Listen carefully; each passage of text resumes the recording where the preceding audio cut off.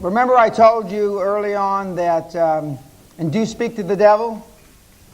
Well, it's as hot as hell in here, so this is a feat of British engineering, actually. Okay. We're at Power Strategy number 6, and by no accident, we're exactly 3/4 through the program.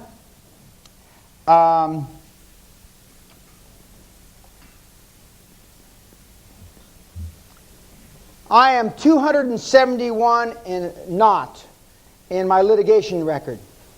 I've won 271 and I've lost none. And there's a reason for that.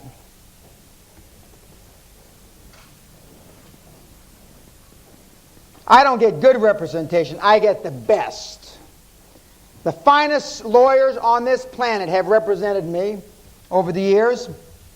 From Brendan Sullivan, who with Williams and Connolly, who got Ollie North off in America, to Warren Christopher, the former Secretary of State, Cyrus Vance, the former Secretary of State in America. I can't think of all the double, triple-barreled names of the guys that have represented me in this country, but I still remember when we were fighting. In fact, this suit that I just won. And went into the QC, my QC, into his chambers, and all my solicitors are there. And I said, I'd like to know if you consider yourself aggressive. Now, before I got there, they'd already told me this QC had won the largest sum of money for a plaintiff in the history of Britain. Well, I didn't mean a damn thing to me. If you get your leg cut off in this country, you get 1,400 pounds. I mean, so that didn't mean anything to me. So we're in there interviewing him, and I said, and I'm going through my Winchester, Etonian Pratt bullshit, and of course he was just perfect for this. And I said, but I need to know if you're aggressive, or can you be aggressive? And he said, well, ask your lawyers, your solicitors. I said, no, I'm asking you. And he says, and then his back stiffens up, and he says, Mr. Peña, if blood has to be put on the floor, I shall put it there. Now, what the fuck does that mean? I mean, what does that mean? I mean, it's like when I go to the House of Commons the first time, and in those days, Mrs. Thatcher would get up and say something, everybody goes, oh, and they pound you, and they all growl. And then that means positive or negative. I don't know what it means. And it reminds me, there's a guy in the city, I'm not going to name his name, but he's the head of corporate finance at one of the big merchant banks. And the most fun I ever had here was fighting off a hostile takeover. And the other side, we were lining up and had all my American lawyers, and the gentleman got up and said, and he asked a guy at the table, he said, I was his fag at Eton. Now all my American lawyers look at me. But he says, now he's my junior. And I said, well... So I don't know exactly. The butlers are running around giving us, it was in the afternoon, coffee and brandy I think we're having. And then he says, gentlemen, I believe we have the opportunity here for Mr. Peña to fuck them rigid. Now, and everybody goes, oh, they pound on the table. And all my American lawyers are going, what do you mean we have an opportunity to fuck them rigid? And then later on, and he says, and we're going to have a go at this, we were fighting a triple-barrel named guy. And he said, and everybody goes, whoa. So that night, we go to the Ritz. No, we went to Savoy for dinner. And my American guys couldn't wait till all the Brits were either up, drunk, or whatever, to ask me, what is this rigid crap? And I mean, they pound, they make this groveling noise, good and bad. And I said, that's where we are, guys. That's just it. I don't know how to explain to you. In Brooklyn, forget about it means good or forget about it means bad. And a couple of the guys that went to school in Brooklyn said, oh, okay, I understand now, I understand. But top law firms, 271 and 0. Back when I was about 150 and 0, they said, oh, the odds are against you winning now, Dan. Odds are for me. I get out of more deals now because nobody wants to fight with me. You got to be crazy. And I could only do that with the very best that I could find. Don't go on the cheap. Believe me. And litigation, ladies and gentlemen, is a business tool. It is, and all the big guys know it. Accepting litigation, I got behind, I guess. And as Gore Vidal says, for certain people after 50, litigation takes the place of sex. It has not taken the place of sex for me yet, but I'm only 4 years over 50, but it is just business to me. I just turn it over to the lawyers, I don't get emotionally involved, and I just let them carry on with it. And that's it. And I don't live and breathe it as most of you that aren't litigation battle scarred. How do you think Mr. Branson, he's fighting, I think he's still fighting British Yard, I don't think they ever settled that. I mean, he just turns it over to the lawyers. He doesn't live with it every day. And as part of this, and the people that are on your board, part of your dream team, and part of your dream team outside the board are a top firm of accountants and a top firm of solicitors, and that are experienced. And they have to be, otherwise you can't do many of the things that I've suggested that you do. Accountants, I've already said. Currently, all the big five represent me. Somewhere, someplace, they all represent me right now. And a good friend of mine who's just, tomorrow is her last day at E&Y. She's joining me. And, today, Anderson, E&Y, KPMG, PricewaterhouseCoopers, and Deloitte all are doing work for me someplace. Okay, this is a tip. They're into relationships. This is a kind of a phony word like synergism was in the 80s, but they are. They're into building relationships that when you do business deal 1, 2, and 3, they understand where you're coming from, and they understand the team has its own psyche. It has its own sense of reality. So accountant 1 asks lawyer 2 a question. He knows exactly what he or she means when they answer them, as opposed to reinventing the wheel every time, bringing in new accountants and new lawyers, etc., etc. Once you have a top team around you, you don't replace them unless they're not giving you proper service, they're not accomplishing what you need, obviously in legal sense, and they're not winning. But it's very important to understand that.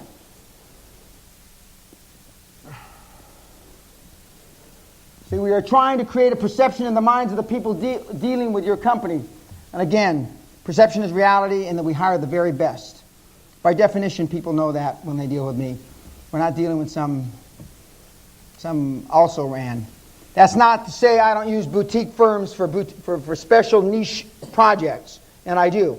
But they are dealing with other high-performance people that I know what the results are going to be, and the results are going to be extraordinary.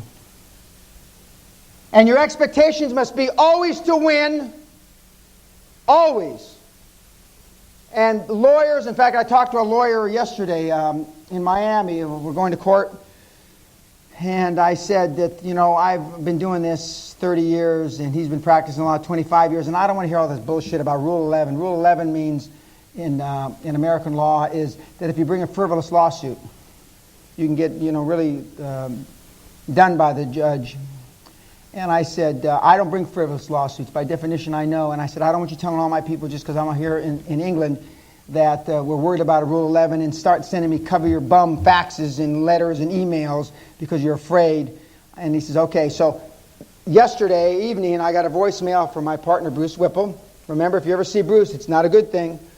And Bruce says, well, I don't know. It must be because we've been here 3 or 4 days with Tim, and he's really sounding positive. Like we're going to kick their butt, and we're going to do this and that, and I'm not sure. It must be because he's really feeling part of the team now. And then as an aside, or another voicemail, he calls back and says, oh, I just found out he had a little chat with you on the phone. I now understand why he's so positive.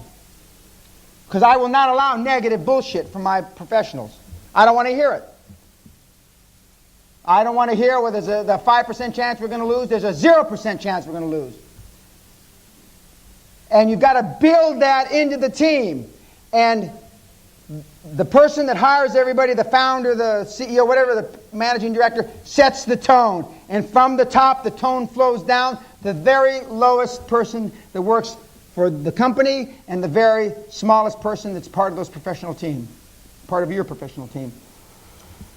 Power strategy number 7, the way you build a mega successful business is to use other people's money. Now, I won't say that only poor people put money in deals. That's not right, because that's not the truth. But, I mean, leverage buyouts and all these other things, thank you, are by definition done with somebody else's money. I mean, they may have the proposed chief executive put on some, 50,000 pounds in a $100 million deal. I mean, some 50,000 pounds in a $300 million deal. That may happen. But for the most part, I mean, you're not dealing with your own money. They want to see a commitment, and there's a part of this seminar later on today, in fact, a few minutes, where they will want to see you commit yourself to see if you're really willing to put your, it's called skin on the line, and you know what kind of skin they're talking about. And that's here in this city, it's every place in the world. But to the extent beyond a commitment, a show of commitment, it's always somebody else's money. It's always somebody else's money. The biggest leverage in life, ladies and gentlemen, 2 biggest levers in life you have are other people's money and other people. Other people's money and other people. Okay, now you have 2 rules of finance. These are Peña's rules. Borrow big bucks. Excuse me. Borrow bucks, borrow big bucks. Then when you have a problem, you've got partners. I still remember talking to some Bankers Trust guys. We were trying to work out a deal a couple years ago, and they had been on the Donald Trump workout. And Donald Trump sat there with a straight face and said, I need 460. He went through all these requirements he needs for monthly for his businesses, and he says, I need $460,000 a month for personal expenses. And the Bankers Trust guys, who are now at Citicorp, were telling me, he said that with a straight face. Then later on that evening over drinks, I said, and you gave it to him, didn't you? They both bowed their heads and said, yeah. You don't ask, you don't get. And in Britain, not many people ask. A very senior guy at Deutsche Bank, he crewed. When you rowed, did you crew or row? For the blue. He did sculls or whatever you call it at Oxford. And we needed a name of a guy at Merrill Lynch, and we're trying to figure out an angle how to get to this very senior guy. And then we go meet the guy, we see the guy, and then he says, oh, did so-and-so send you over? I go, no, we came on our own. He says, oh, he and I crewed together, or rowed together at Oxford. We read history together. And here, while I'm sweating in blood, trying to find a way to get to this guy, and my partner in the deal went to Oxford with him. I go back into the conference room, I'm giving him a bollocking, I'm just raging. I said, Jesus, why did you... Well, you never asked me, and I wouldn't call him myself, really. Then later on in the same transaction, this is God's truth, we needed to get to a woman who was the co-head of something else at Credit Suisse First Boston. And so I said, well, let's ask our buddy, our partner at Deutsche. Oh, yes. I coached her at Oxford. I coached her crew or whatever, double coxes or whatever the hell you call it. You coached her. I said, then I went to her PA. His PA says, I want a list of every single person he went to school with, has been in business with, worked for, slept with, everything. And I mean, virtually the list is from here to the airport. And then, I mean, that ended. We didn't have to make as many calls then. We just, so-and-so sent us. And the only caveat was don't go around telling them that Deutsche Bank conditionally underwrites the deal. Of course, we would never say that. Never. Deutsche Bank conditionally underwrites the deal. But I mean, see, people wouldn't, he wouldn't make that call. He wouldn't. And for those in the audience, most of you can relate to that. You just don't do that. But I certainly can. And I have no compunction in doing it. Money is like the sixth sense. You can't make use of the other five without it. I believe he was English, Somerset Maugham. I think that's spelled correctly, is it? No, it's not. I was just making a joke, Barry. And here we're caught. Okay. That is like the sixth sense. Because ideas without money are worthless. Money first, then marketing. Money first, then marketing. And marketing can be expensive, unlike you may have read in some of the books. It can be very expensive. And this isn't a marketing seminar, and we're not going to dwell on that. But without the dosh, and the way I've done it and the way successful people have done it in raising money, you go to them generically, this is the idea I have, and they'll come back to you. You warm them up first, and then they say, if the numbers stack up, we like the industry. Most people have trouble raising money because, one, they're talking to the wrong person at the financial institution. Now, you wouldn't ask, do you really have the authority to make a decision? I would. You wouldn't ask, do you like this industry or don't? Because it wouldn't be British for him to say, no, we don't like this industry. He's certainly not going to tell you unless you ask him.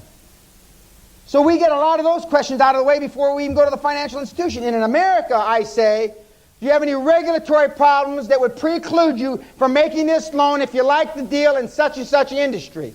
Yes or no?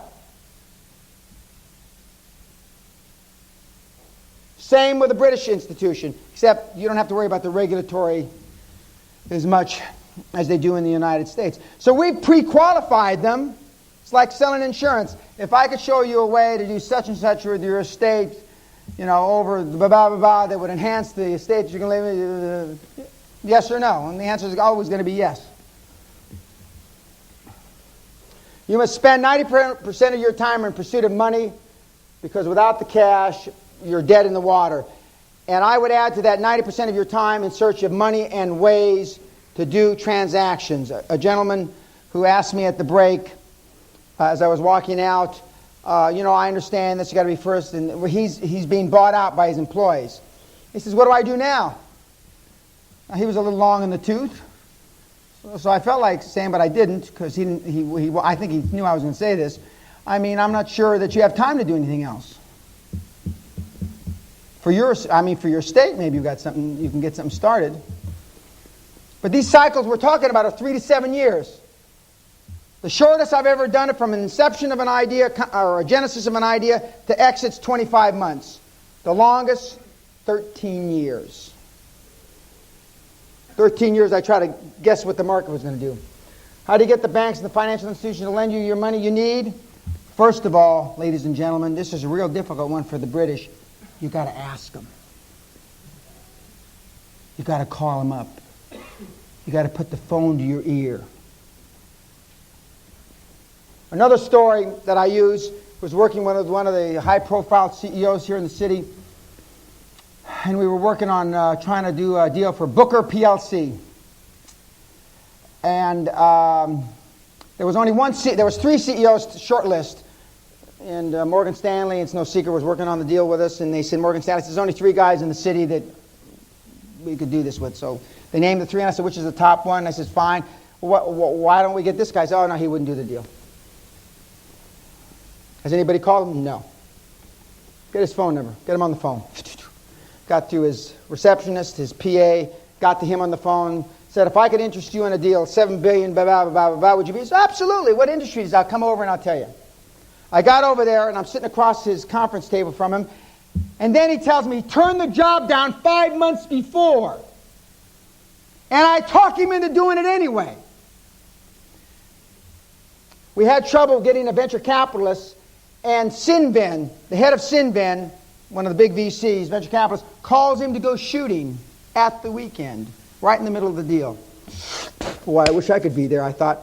They go shooting, they spend 3 days. He comes back, I ask him, well, what happened, what happened? Oh, he never mentioned the deal to me. And, oh, of course, I wouldn't mention it myself. Boom! I fell out of the conference room chair onto the floor. Then I leapt on him and started choking him. He wouldn't ask, and the other guy didn't mention. He obviously didn't want to do the deal. Do you think he called you to go shooting at his goddamn estate, and it was a coincidence, you moron? Oh, I probably was. I was probably on a short list to go shooting, actually. I was due an invite. Fuck you, idiot. And that's the way it is here. It's unbelievable. How to make a financial presentation. Now, you may laugh at this, but no one makes them better than me. And I don't talk much different to the institutions than I'm addressing you this afternoon.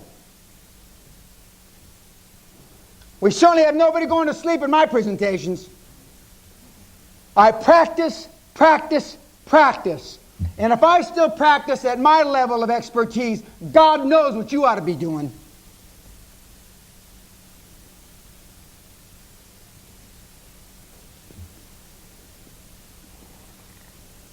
And you don't go to your best friend first, you go to your worst prospect first. So by the time you get to your best prospect, at least you don't have your thumb up your backside.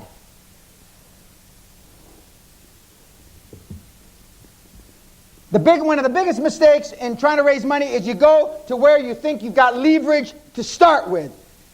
And basically your hands are sweaty, you don't know what you're saying, you're mumbo-jumbo, and they don't do the deal. Oh, well, Jesus, okay, then I guess the deal can't be done. You go to your worst first. And I would recommend, I'd go to the worst. If you're doing a deal in London, I'd go to Aberdeen. I don't know what else is more distant than Aberdeen from London, but go there. Go to Madrid or someplace where you can't even speak the language, practice. And then after you've made 15, 20 presentations, then go to the real prospects that you feel have the facility, the ability, and the desire to finance your transaction. And if I go to the worst prospect first, it's fundamental rules of the game. To push through your fear of rejection, remember, you're interviewing these people. You make it known that I'm talking to 5 banks, 4 venture capitalists, 2 mezzanine lenders. It's an interviewing process. You turn the tables. You turn the tables. And you want to find a couple of venture capitalists that like the industry, they're willing to invest in it if the numbers stack up, and you want to find 2 or 3 financial institutions. By financial institutions, I mean traditional, like NatWest, Lloyd's, Bank of Scotland. So you want alternatives. The name of the game at financing, ladies and gentlemen, is having alternatives. You're interviewing them. I've gone as far as have a conference room here and sit there, all the sorry arses in the same goddamn room, and bringing in one at a time. And for those of you that have been in business with me, you know I'm not exaggerating.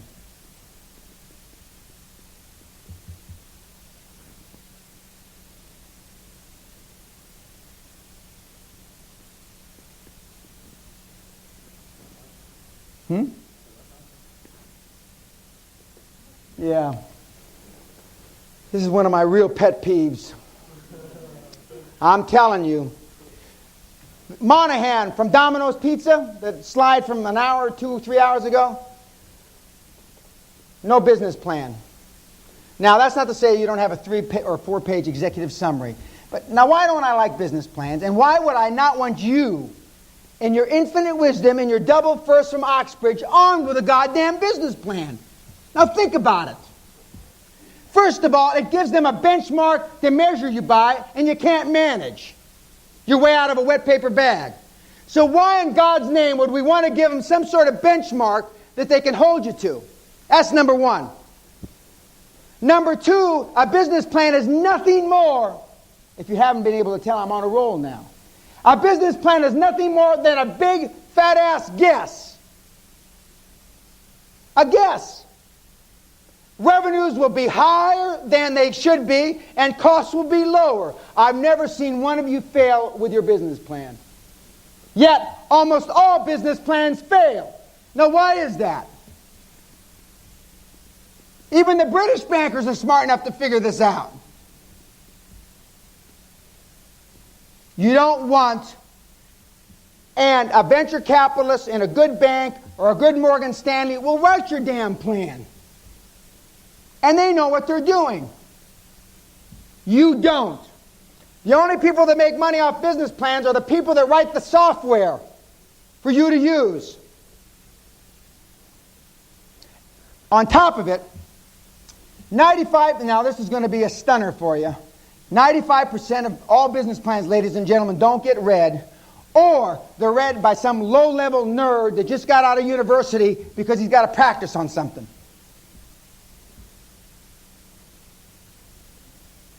And just think of all the hours, the weeks, the months that you put into them. It's tragic, isn't it? It's tragic. One of my mentees came back from the Harvard Business School here a few months ago. I told him not to go back and get an MBA, but he did anyway. And he came to me with a business plan. Oh, God. And I just tore it to pieces. We were in the Virgin Upper Class Club at the LAX airport, Los Angeles, and I just ripped it. And I said, is this the best? And he graduated first in his class, etc. Is this the best the Harvard Business School can put out? And he says, I knew it wasn't a good idea coming to you with my business plan. I said, you're absolutely right about that. I'm just, I'm vehement about this. I am. And it's... Do you think Richard Branson ever wrote a business plan? You're kidding yourself if you think that. I'm not going to ask you because you're just going to lie to me how many of you have written business plans.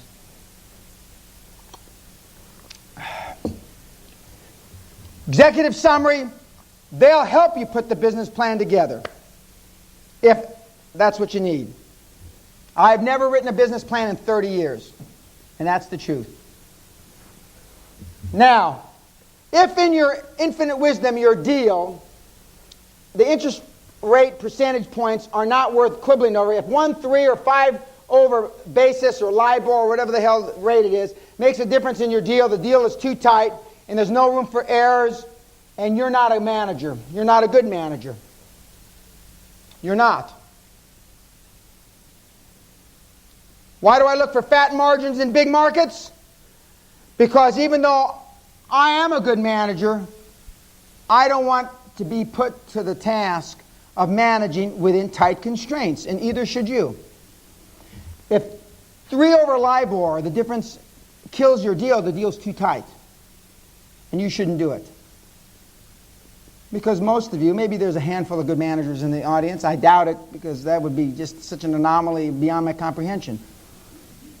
You're not. You're just not. You're just not. And it's no fault of your own. You haven't been taught to be a good manager. I lecture at the Nairobi University and various universities in America. I ask 3 questions at the business school, graduate school level. 3 questions always. Number 1, ladies and gentlemen, how many classes have you had in buying a business? No hands go up. Number 2, ladies and gentlemen, how many classes have you had in selling a business? No hands go up. Number 3, how many classes in leadership have you had? Only in recent years do a few hands go up at some of the major schools. And I looked to the dean of the School of Business. I said, well, what the hell? What are you teaching these kids? Teaching them how to do numbers? Crunch numbers? You can teach a monkey how to do Lotus 1, 2, 3.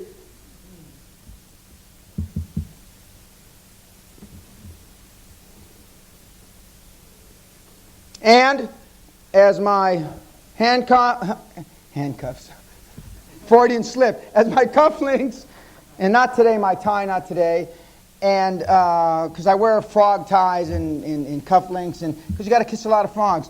Financing transactions, ladies and gentlemen, is a numbers game. And the sooner you figure that out or you accept it emotionally, the better off you're going to be. It's nothing more than a pure numbers game. I've talked to a lot of people. David Raker, my partner in the publishing business, great. First time he makes a presentation to a venture capitalist, this was 3 years ago when we got started, the venture capitalist said, yes, I'll put up all the money for 60% of the deal. I get a voicemail, and he's all excited. He says, I turned him down, Dan. This is the first presentation the kid's ever made. He said, I turned him down, Dan. I looked him right in the eye and said, no. A year and 9 months later, we got the second yes. And I made the presentation. And by some luck of the draw, the guy liked the deal, etc., etc. But David Reeker has contacted over 700 financial institutions. And he turned the first yes down. Now, he doesn't make that mistake anymore. And he's got a lot of scar tissue. And he's going to be 40 this year, or maybe it's next year. And this guy's aged. I mean, he had this young little chubby cherub face. He had no gray hair, no wrinkles. And now, man, he looks like he's been ridden hard and put away wet. But he owns 24% of a $125 million market cap company. And he walks 6 inches taller. He doesn't want to have to call 700 financial institutions again. But he knows how to do it. He knows how to do it because he's learned to kiss a lot of frogs. It's like I was taught years ago by one of my best friends, best salesman I ever knew, a guy named Walter Levine, on Manhattan. He said, Dan, making financial presentation is like pitching girls. I go, what do you mean? He says, if I stood out here on Fifth Avenue and I asked enough women if they want to sleep with me, one's going to say yes. I said, oh, bullshit. That's not going to happen. I sit in his limo, I'm drinking champagne, and I'm watching him, and he's standing out there.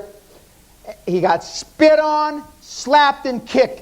But the 16th woman that he asked, drop dead gorgeous. She looked at her watch and said, yeah, your place or mine. He steps back in the limo with me. She sits down.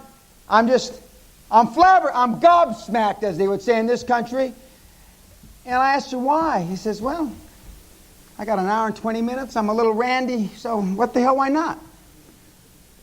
And to this day, whenever I talk to Walter about it, he says, Dan, it's a numbers game. And it is.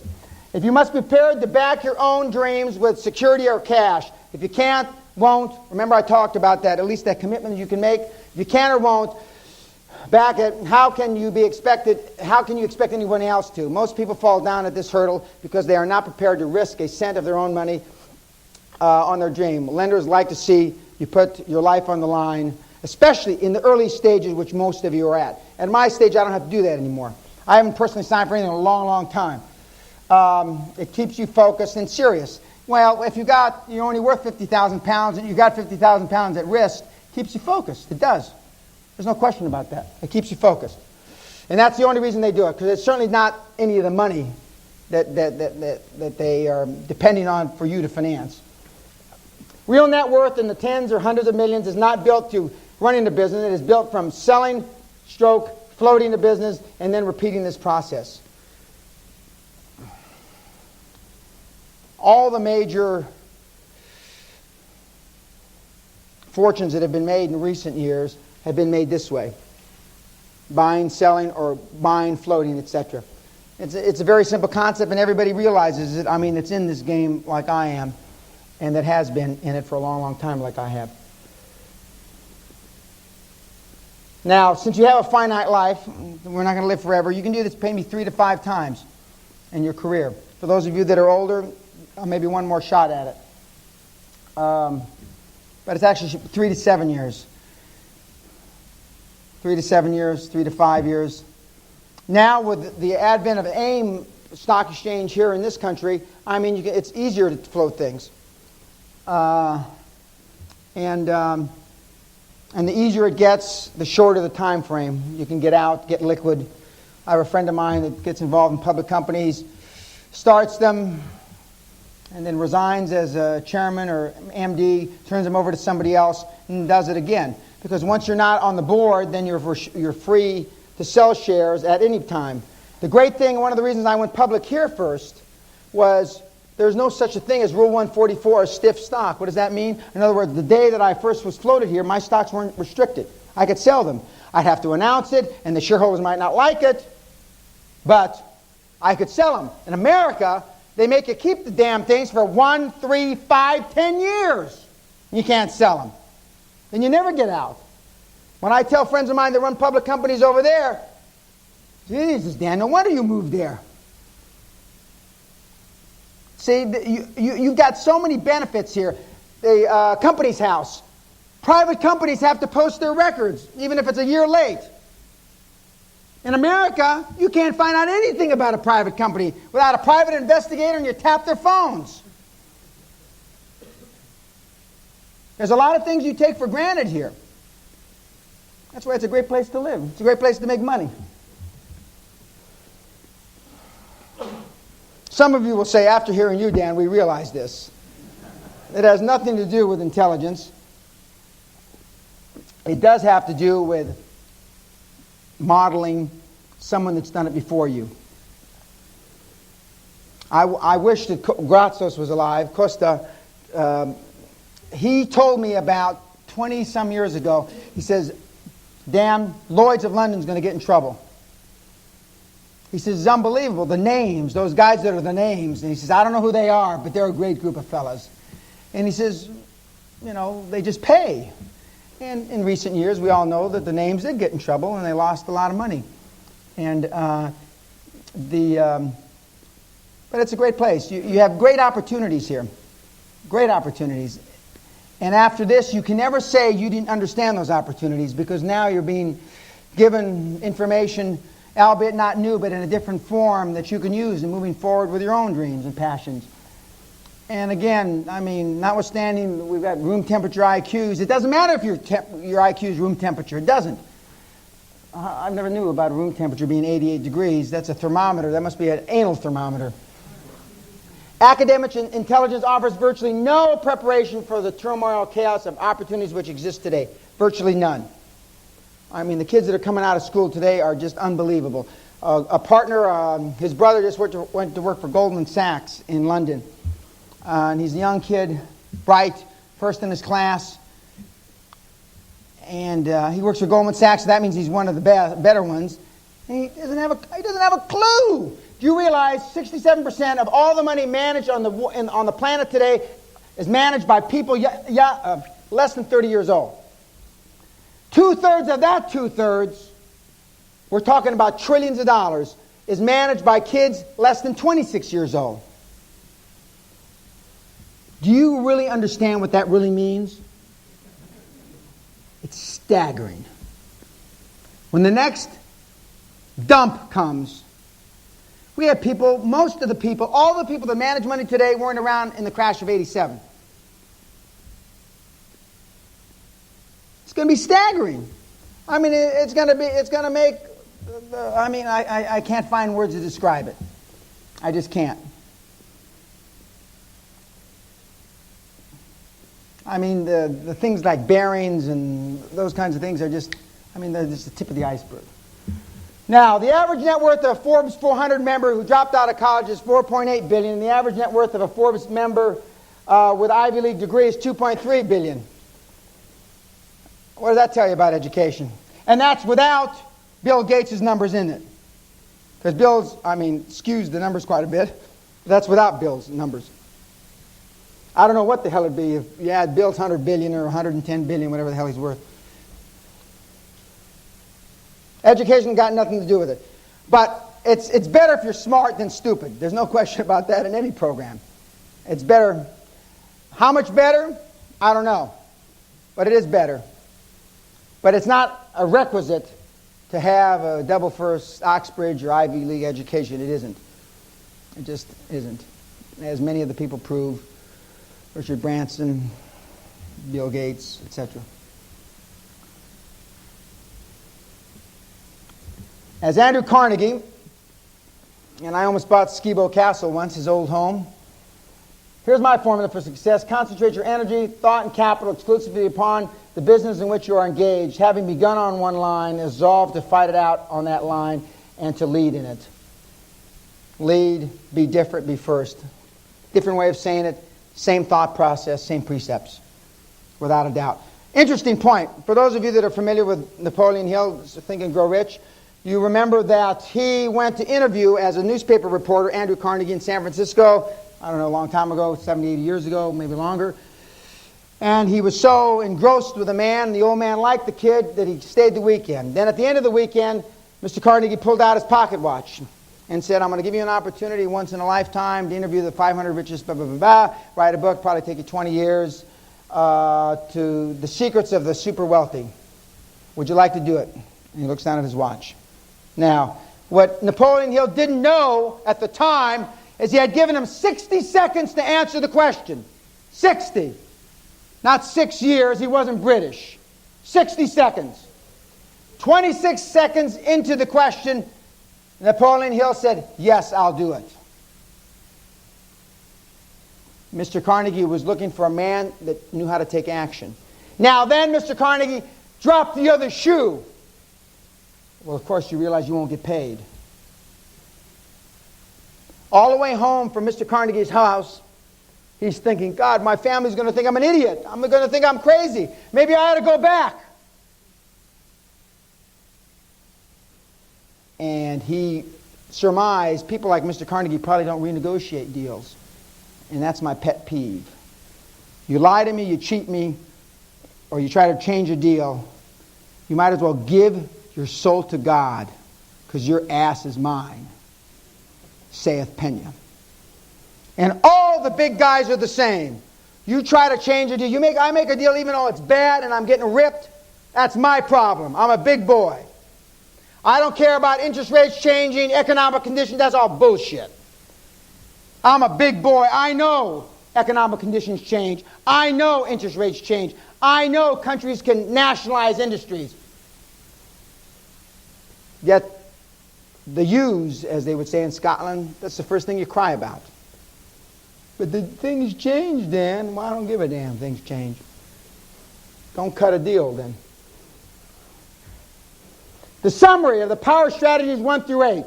1, dream big. Pursue your dream with passion. 2, be first or be different. 3, there are no rules. Go outside the box. 4, you can't do it alone. Build a solid team to back you. 5, create an instant track record by leveraging off the track record of others. 6, get good representation. Get great representation with the lawyers and accountants and professionals. 7, harness the awesome power of other people's money and other people. 8, build real net worth by selling, floating the business, and repeating the process over and over and over as many times as you can. You do that, you'll be like the Midas touch. Like Mr. Goldsmith wrote in his youth. I've never seen so much double espresso, and I've been drinking it a long time. Thank you. Okay, let's move on. Now, all the rest doesn't mean a flip if you don't do this. This is where the rubber hits the road, or I don't know what the hell metaphors I can use. But this is like sex. It all comes at the end. You know what I mean? It's obvious some of you don't, but anyway. Some fight for the glories of this world, and some sigh for the prophet's paradise to come. Oh, take the cash and let the promise go. This section is about taking the cash and nothing else. Making it liquid and exiting. I can't make it any more succinct than that.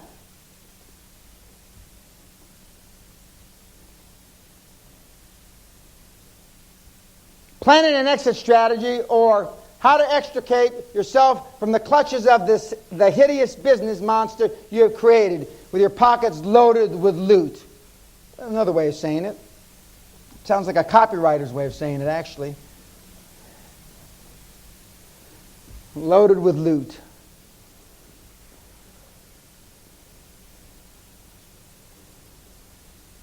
You can make a good living running a business, but as I've already said, the big money is taking a business and exiting either by selling it or going public.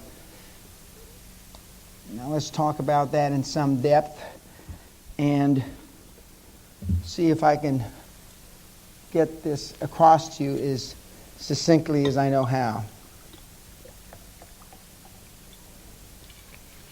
Now, this is a U.S. figure. I don't know what the U.K. figure is, or the European figure, but alone in the United States, $200 billion worth of businesses are for sale at any given time. And 95% of all businesses in America don't sell. You know why? Because they're all trying to get rich off one transaction. Because they bled and starved over their business for 10, 15, 25, 35, 40 years, putting their money back in the business, etc., because how many people have heard that bullshit? It's why invest in something else? I know this is the best. So then when it's time for you to exit, you're trying to get rich off one transaction, and everybody knows it.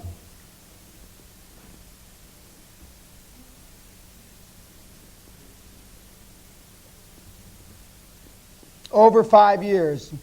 For those of you in business, that's almost everybody in the room. Unless you have some great desire to leave your business to your heirs and to form some sort of dynasty, why do you have the business? Unless it's to sell. Now, one of the techniques I use in America, I've used it here as well.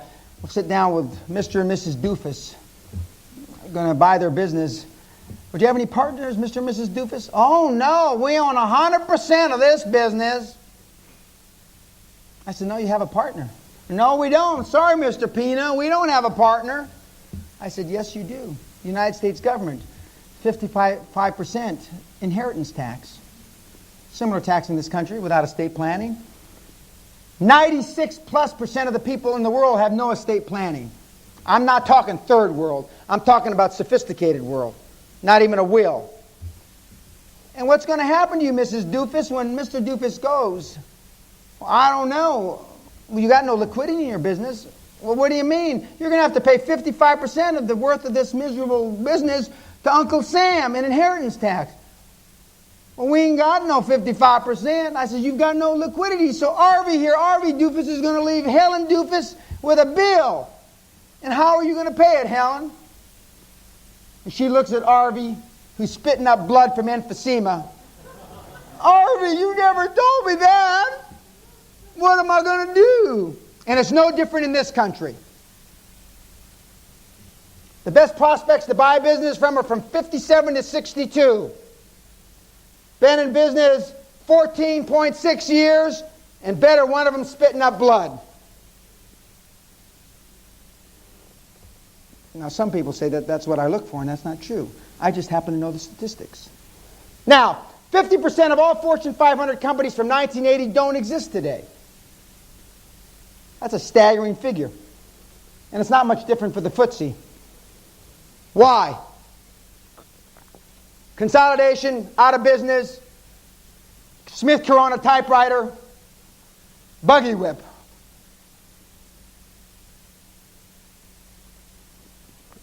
Another statistic, not a statistic statement. If you're over 40, you should be looking to sell now as soon as possible because you may never see another up market in another up economic cycle. And obviously, if you're a lot older than 40, you know what that means. And if you're 54 years young like myself, or a half a century plus 4, as my kids remind me, cheeky devils that they are, it's time. Because it takes, as we're going to talk about, it takes about a year to sell a business if you do it right. It actually takes more than that, because we're going to talk about that, because we want uplifted earnings and we want to clean things up. Most people's idea of exit strategy is to clutch their heart one day and fall face forward into their in trade. Now, you know, I mean this slightly tongue-in-cheek, but I can just see some of you falling into your in trades. I really can. I can. Boom! Right through the in tray, you bust through, and you've got some old antique desk that your grandfather left you, so you smash your head, and you know, I can see it. Now, dropping dead, or you got a 3, 5, or 10-year plan, and we're not going to talk about the dropping dead. By the way, the only industry that I'm aware of that addresses exit strategies properly is insurance, and I'm not here to sell insurance, and they've got, you know why they're interested, because they want to sell you a whole bunch of whole life insurance. And I'm not going to ask how many insurance peddlers we've got in the audience. I happen to be in the insurance business in the Netherlands. We're consolidating small insurance companies, but and by the way, I don't mean peddler in a derogatory sense. It came out that way, but I sold insurance, so I know what the industry is all about. I know the good, the bad, and the ugly. Okay. You got to start thinking about getting out. When I start a business, I start with the idea of selling it. The day we sit down to talk about starting it, we start talking about exiting by sale to an industry partner or a flotation. I don't get into businesses anymore where I think I can. You remember that 13-year business I was in? I thought that I knew the economic cycles. I thought I understood this. I understood nothing. Interest rates went against. I got all the crybaby excuses. I was just bullheaded, stubborn, and greedy. Full stop. Now I'd rather sell 20% early than 5% late. Because 5% late means you're a long-term investor now. And you're stuck. If you aren't selling your business, you've bought it. Michael Gerber, The E-Myth. His basic premise is that most entrepreneurs aren't, not most, all entrepreneurs aren't good businessmen at running the business. They're good at starting ideas, coming up with ideas of starting businesses. And I agree pretty much with that.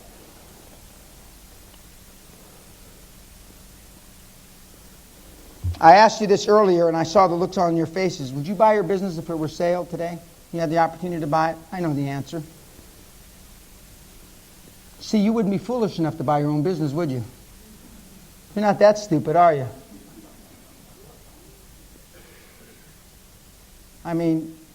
You wouldn't let you leg yourself over, would you?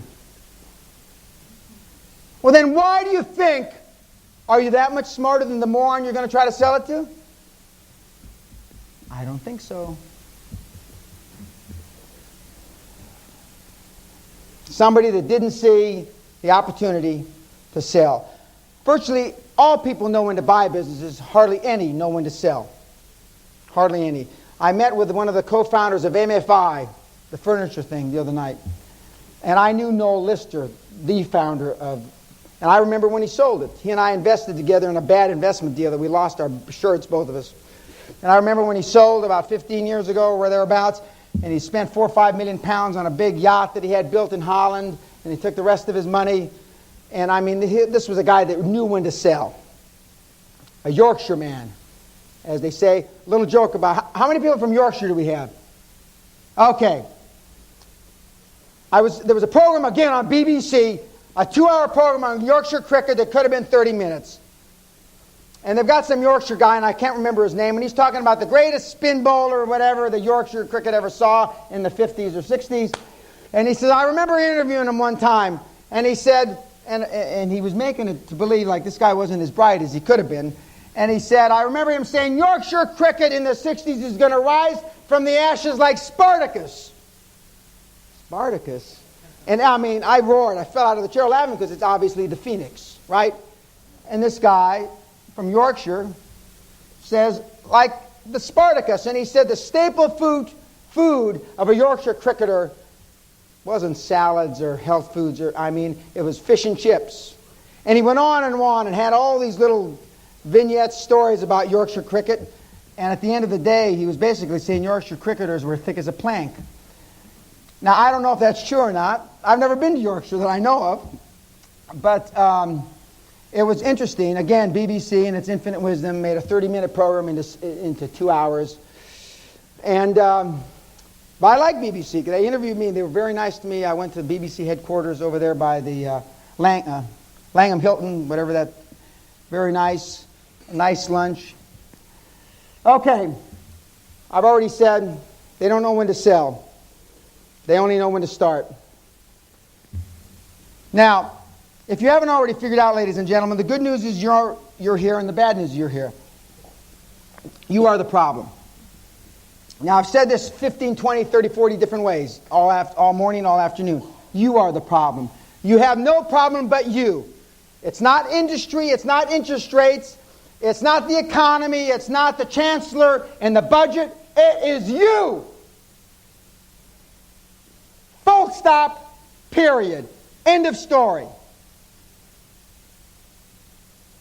I love when the newspaper pundits come out, the chancellor's going to do this, the budget's going to... Doesn't make a shit. If you think what the budget does is going to affect your net worth, you ought to jump in front of the first lorry driving by this hotel.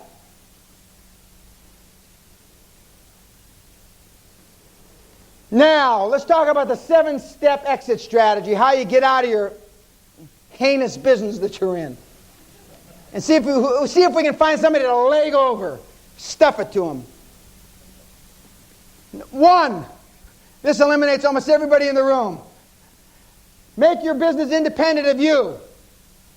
Now, by the way, almost every business in this room would be better off without you. But that's another story. We got to make the business independent of you.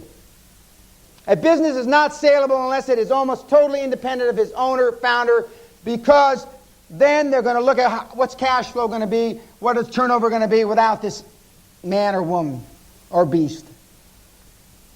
Who wants to buy a business which is completely dependent on one person who could get sick, die, or just decide not to participate once he gets the money in his pocket? And believe me, I can count on 1 or 2 or 3 fingers the businesses that I've been involved in, either as a principal and or advisor or an agent, that once you give the guy all the money, he doesn't physically die, but he might as well not be there. And we're not here to talk about how to buy companies, piecemeal, out of cash flow, but believe me, don't give them all the money out at once. Most owner-founders cannot let go of their baby, and they end up crippling the business or capping its growth to a low level. Most of you are choking your business to death because you're involved in every business decision. Most of you can't buy pencils or clips or notepaper without you signing off on it. I had a guy that had 125 million Deutschmark a year business at my castle the week before last, and he signs every check. And when I asked him, how long have you been 125 million Deutschmark business? He looks down, and with his greatest German strength, he said, a long, long time. If you make those kinds of decisions, that's one of the basic reasons you haven't grown any. See, most entrepreneurs are great deal makers, but poor managers. Not most. We're being kind here. We're being British. You're all lousy managers. So, consider bringing in a professional management. That costs money. Costs equity if they're any good. And you would rather have 100% of a 1 million pound company than 40% of a 300 million pound company. And be prepared to share and ultimately let go of your dream. Only in this way can you realize the benefits of your dream. If you can't get liquidity in your business, ladies and gentlemen, what's it worth? Why do public companies, floated companies, sell at a higher multiple than private? Liquidity. Because realize means to make real, tangible. You can sell a floated company's shares. What the hell can you do with yours? I know what I can do with them.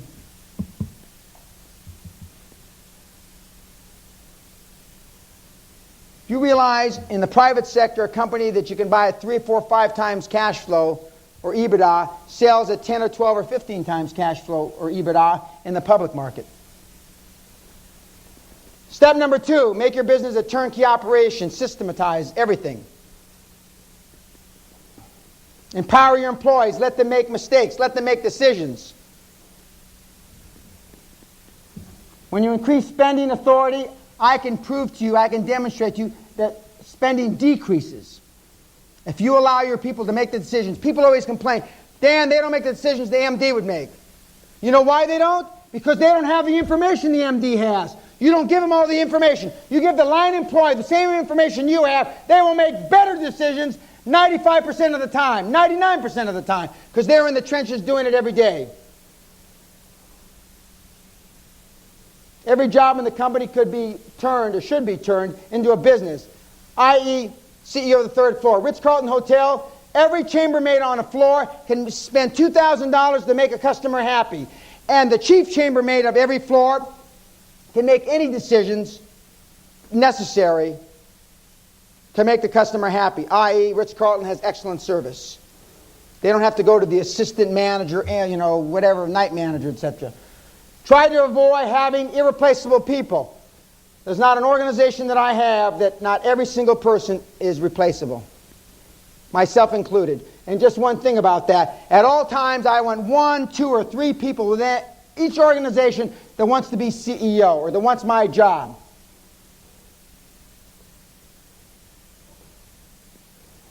Your business should be fully explainable in a 50-page manual. Buyers like to see this level of organization. But remember, structure follows strategy. What does that mean? That means you have an idea, the genesis of an idea, a new business, and your structure follows your overall global strategy or your regional strategy. Too many times we buy a business and we try to bolt on their structure to our strategy, and that's why over 90% of business mergers fail. Because you come up with all the accounting reasons why it makes sense to use their material, do blah, blah, blah, blah, blah. Structure follows strategy. Remember, minutia never makes any money. It only makes manure. Don't get involved in the detail. Doesn't mean somebody shouldn't be involved in the detail, but not you. You're supposed to be a macro thinker, not a micro thinker. What you do is you think micro and expect macro. It doesn't work that way. All the people I've alluded to all day long, think macro, think global, think big. Running a business, exactly. I got ahead of myself. You've got to stay big picture focused. You have to. You have to stay big picture focused. It's the easiest way to raise money, too. You've got an FD, you've got an operations director, etc., but they want you to think big. Banks are more interested in your exit than you are, because at least then they've got a way to get paid back. Do not concentrate on the structure and the systems to the extent that you lose your vision. So there's a fine line you don't want to go over. You've got to maintain your vision, strategy, structure.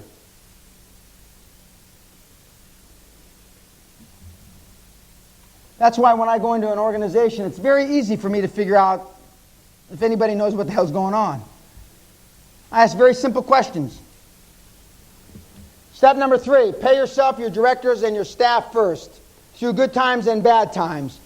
Remember I told you $200 billion worth of companies for sale in America, 95% don't sell? Because they don't pull money out every year or every other year in good times and bad times. They plowed it all back into the business and they've got to get rich all at the end. Wrong. Do you realize that Bill Gates has an ongoing program to sell his shares every single month? You know what he calls it? Same thing I did. It's not a gimmick, it's a damn truth.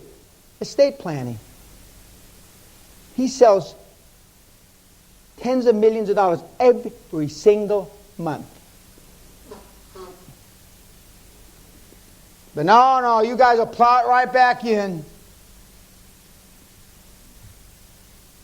And it's not just you guys, it's everybody on the planet. It's not, I like giving the Brits a battering since I'm here.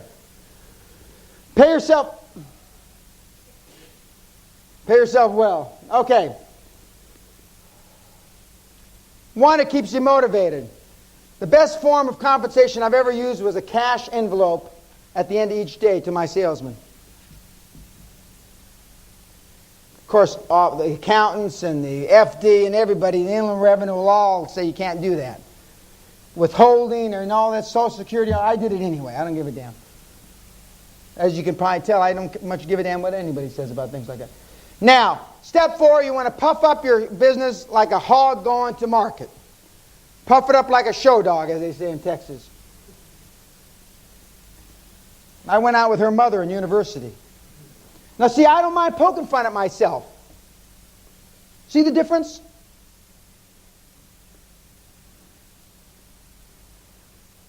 Okay, before selling or floating a business, you ensure 3 years of steady rising profits. You always want to sell a business when profits and turnover are rising. You can get away with it with 1 year, 15 months, better 3 years. But sell on a spike. Most of you will have to plan the spike. Now, I'm not suggesting for a moment that you screw the numbers to create the spike. Because some accounting class at one of the universities I teach at came away thinking that that's what I meant, and that's not what I mean at all. Because the big 5 accountants won't let you do that anyway. I've tried. Okay, also trim expenses and accelerate revenues. Trim expenses, accelerate revenues. Now these are pretty common sense, aren't they? There's no, Einstein stuff here. This is no Oxbridge double first stuff. To get people to do it is something else.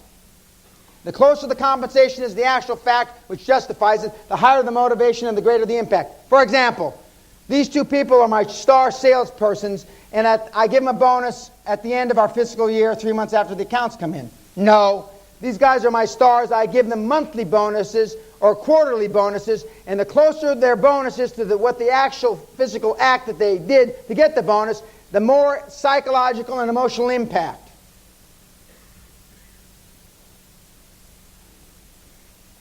You can puff up the hog for a show, but only if it's basically a good porker.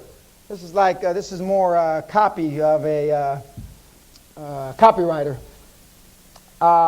You can't make a silk purse out of a sow's ear.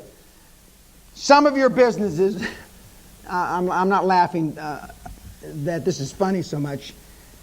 Some of your businesses are so far down the pan, as I said earlier, much to your chagrin, you're better off turning the key. Because you basically created a job for yourself or your wife, your significant other, maybe a son or a son-in-law, and that's all there is. I can't help that.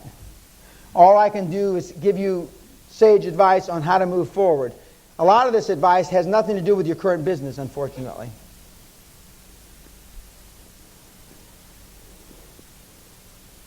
Step number 5, house clean your business. A clean house brings a higher price. And I mean figuratively. And I couldn't agree with this more. I go into some of these businesses for sale. They look like pigsties. What's it called, a tip? They look like a tip. It's unbelievable. I mean, trim the bushes. I mean, trim the grass. Take the holy carpet out of the hallways. At least put covers on some of the furniture that's worn out over the last 40 years. Especially in this country. There's a lot of that. Of course, a lot of the great estates are like that. Look like tips on the inside. Just come up with my neighbors. You want to see some real tips. Okay. Small images make a big impact when walking, etc. around. Also tighten up, renew, tighten up and renew and start contracts. People will give you the benefit of the doubt for contracted income. This should be obvious to you. Than income that's just day to day or month to month. Check suppliers. Are they loyal? Go around. Make sure that they say that they'll stay with you and that they will stay with a new buyer, etc. Check royalty situations. If you've got a big 5 accountant, they should be doing all this. Check trademarks. Settle patent, pending lawsuits, etc. Now, if I'm on the other side and I know you're trying to sell, you won't be settling any lawsuits with me or anybody that thinks like me.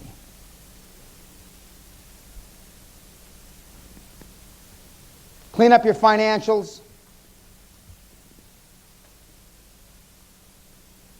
Be aware that any good due diligence will easily uncover your more clumsy efforts. And I'm not suggesting for a moment to do anything that's not right, not above board, not moral, ethical, honest, etc., etc. Believe me. Now, approach all people you know in the same or similar business. Do they want to buy your business? If they know you well, probably not. But there may be a fool. It's like a friend of mine says he's going to raise the first round of funding is friends, fools, and family. In his particular case, he's right. They would be fools to invest with him. Next, go through to your accountants, your lawyers. They're all well contacted and might know someone who is interested. If you're with the big firms, they put it on the internet worldwide. I once sold a business in South Africa to a guy in South America because I think it was Deloitte, through their accounting, to their partnership. A good accountant can put the details, etc. This is another benefit of using the big firms. Another benefit, that can be compared against the extra premium to pay the big 5. Soon to be Big Four, by the way. There's going to be another merger. Plan early. Takes about a year from putting a business on the market to achieving a sale. That's if you're lucky. If it's going to sell, it's going to sell in a year. Most businesses don't sell because you're asking too much.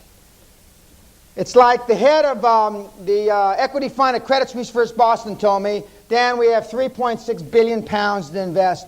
We can buy companies all day long around the world in any industry except internet at 3 to 6 times EBITDA, which is another form of cash flow. Okay? 3 to 6. These moron idiots come in here asking for 12. Now, I was trying to convince them that 6.7 times EBITDA, which I did. Because this was a special situation, I told them. And it was. It was special because I needed the fee. When I say that, I'm telling the truth. It's special. You know, the other side of the sentence is because I need to make the money. Sell your business or take it public. Number 6. Now, this is the real funny part. What is your business worth? I just alluded to it.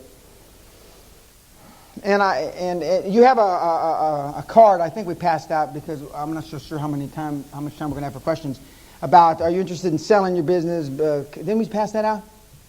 Okay. I mean, I get some real, what is your business worth? I haven't done business valuations in a long time because I was afraid that I was going to have a heart attack from laughing so much. But, okay. The wrong answer is what the owner thinks he should get for it. That's the wrong answer. Wrong answer number 2, the amount of money the owner says he needs in order to retire. No. The correct answer is what the current market is willing to pay down to and including 0. It's a sobering thing to think that you work for 20 years and your business is not worth fuck all. It's pretty sobering. Pretty staggering. Yet I see a lot of them. Yet if they had sold the business after 5 or 10 years, it would have been worth something. What is your business worth? More specific answer, between 3 and 10 times current annual post-tax profits, depending on the industry, the business, and many other factors. And if it were public, 2 to 3 times that. If it had liquidity.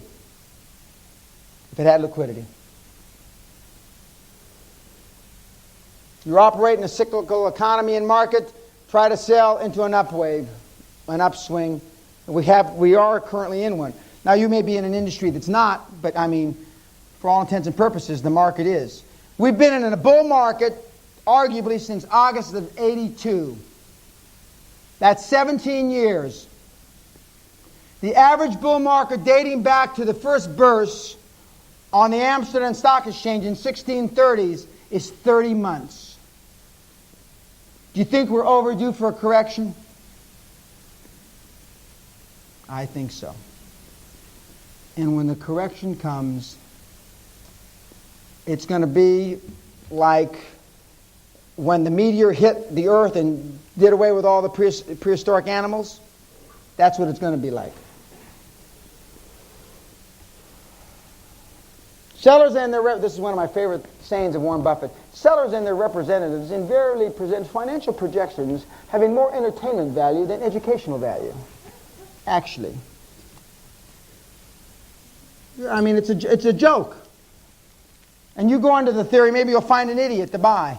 And once in a while you do. Not too often, but once in a while.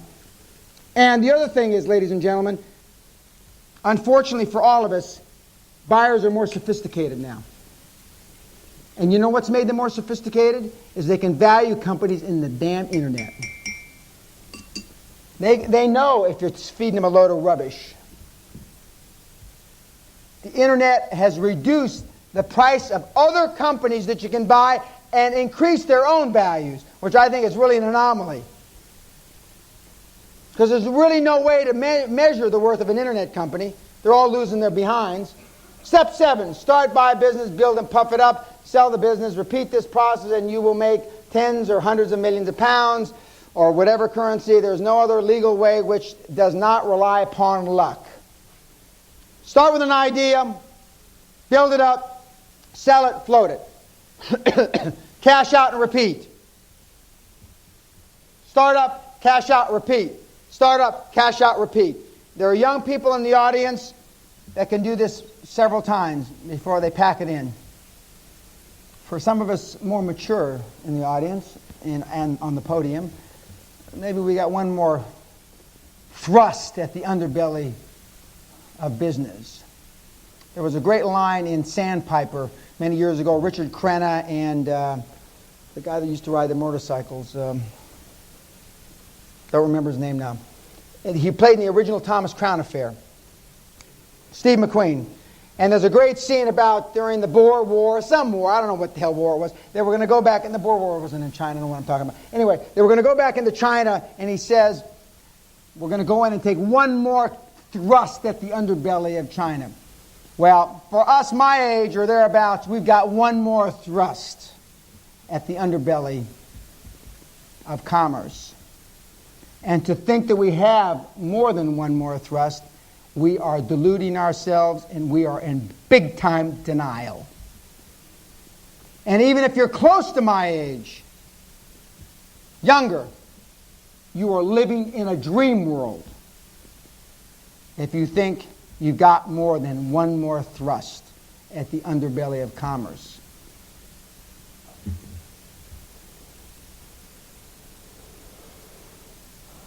Any serious buyer will undertake their own evaluation of your business.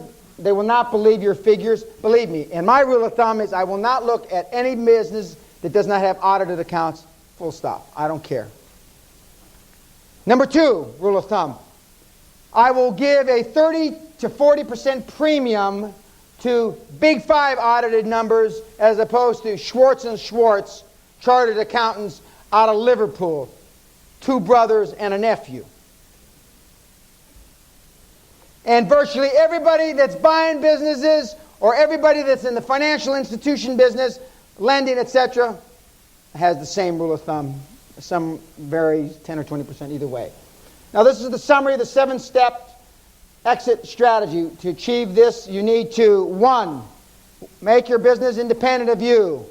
2, make your business a turnkey operation. 3, pay yourself and your staff first through good times and bad times. 4, puff it up like a show dog or a hog.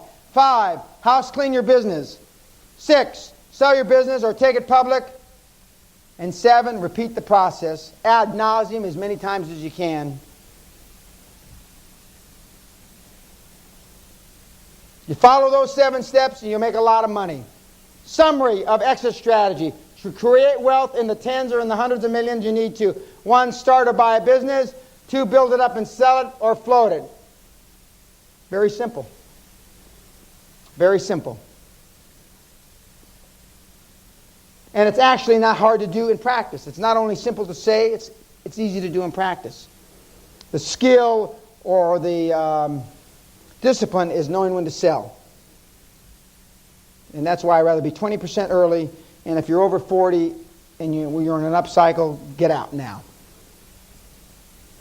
One of my star proteges, mentees, a girl named, she's 46 now, I guess, Candace Knoll.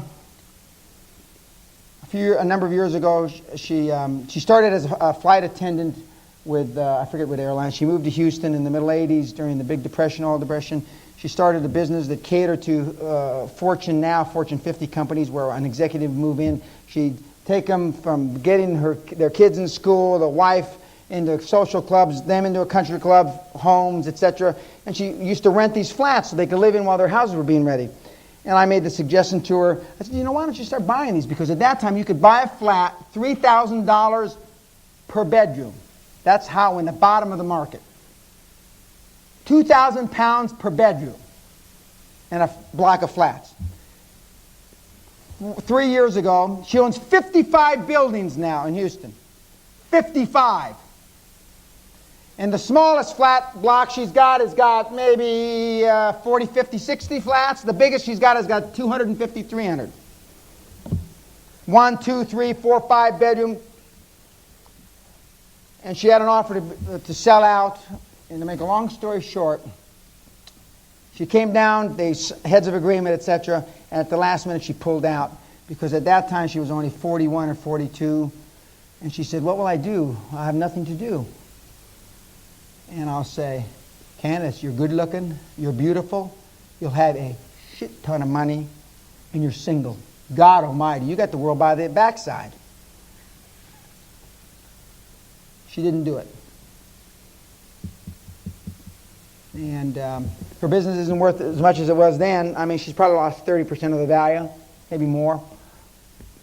But she didn't know what she was going to do. A lot better than being 55 when her business is maybe worth 20% of that. But what will I do? You'll find something to do, believe me. Or some gigolo will find something to do with you, believe me.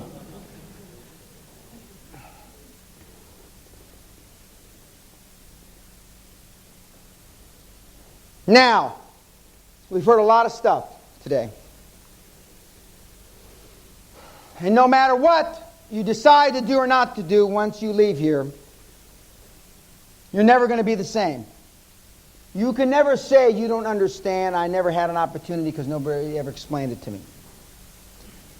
A mind once stretched by a new idea never regains its original dimensions. It doesn't. I've had plenty of people come up to me over the years, not just here in Britain, but all over the world. You know, you changed my life, I did this, I did that, I took your course, I did. But you're never going to be the same. Some of you will decide, and I hope it's a minority, or maybe it's none, that I can't do these things. Intellectually, it's not intellectually you can't do them, it's emotionally you can't do them, because you can do them. It's very simple. Some of you will decide that, you know, I'm too old. I hope that's at a minority or a de minimis amount of you. But you'll never be the same. You just never will. Never be the same. Is there questions? Barry?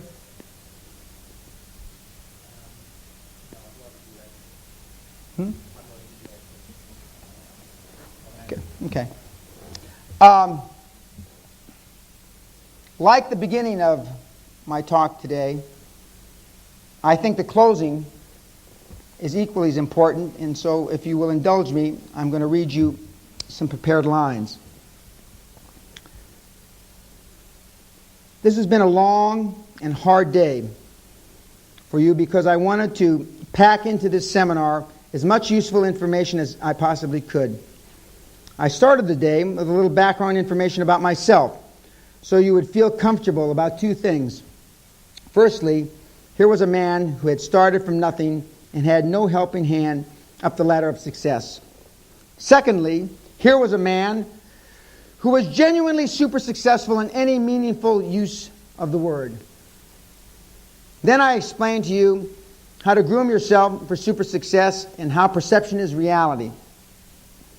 If you walk, talk, and act like a successful person, you create an aura around yourself which attracts money and successful people. That's just how it works, pure and simple. You should practice super success long before you achieve it, and make sure you get out of your comfort zone. Today was about stretching that comfort zone. I was particularly careful to explain why you shouldn't hang around with morons and losers, and how you should try to model yourself on other high-performance people. Even possibly get yourself a mentor who will increase your probabilities of super success quantumly. Next, I told you the only way to create serious wealth was to buy or start a business. To achieve this, you need a dream about which you are super passionate. Then you share your dream and its rewards with others, including directors, lawyers, accountants, and banks. It is the banks and lending institutions who will provide you with that essential nutrient without which your business cannot grow. I'm talking about other people's money, OPM. The final stage of this process is to cash in on your success by selling the hideous monster you've created. To achieve this, you must make your business independent of you and transform it into a turnkey operation. Make sure you pay yourself and your staff through good times and bad times. Clean up your business, and finally, puff it up like a show dog and get it ready for the fair. Doing this just once is a hell of a buzz and can make you a lot of money, millions. Repeating this process several times can make you a seriously wealthy individual with money in the tens or even hundreds of millions.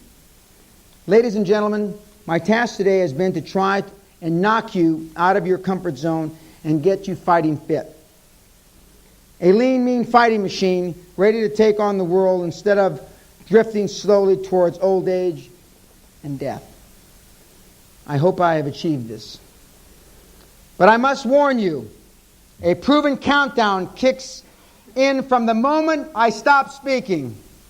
If within 24 hours you have not taken at least some action towards achieving your very own quantum leap, then you will not do it. I can almost guarantee it. In many years of giving such seminars, I have never had this rule proven incorrect. Action really is the key, and the spoils of victory go to those who take bold, decisive action immediately. I heard someone during the break on the telephone to his office making changes already, before the seminar had even ended. Now this person will succeed, I'm sure. Let me end today with one more challenge. Will you learn from what I've shared with you today and my 30 years experience in business and experience and this street fighting knowledge? Will you? Will you join me and thousands of other men and women by becoming a super successful high-performance person? Will you? And most importantly, ladies and gentlemen, will you take the weapons and strategies I have given you today and go out into the world ready to fight, to dare, and to win? Will you make your quantum leap?